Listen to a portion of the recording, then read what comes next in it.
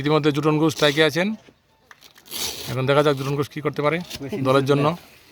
আমাদের রতন কাম জমাতিয়া ফুলটাস বলে ক্যাচ দিয়ে আউট হয়ে গেছেন 0 রানে। এখন আমাদের জুটন ঘোষ কী করতে পারে দেখা যাক।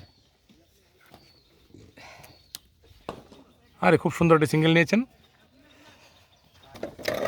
ইতিমধ্যে আমাদের স্ট্রাইকে আছে এখন আমাদের এমএলএ মানব স্যার।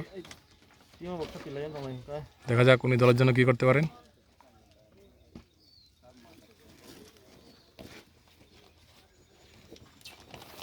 হ্যাঁ, খুব সুন্দর একটা শট মেরেছেন।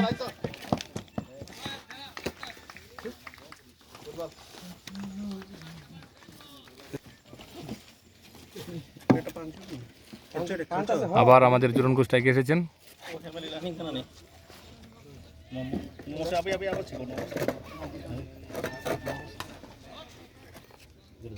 আবার এসেছেন আমাদের জুটন ঘোষ স্ট্রাইকে।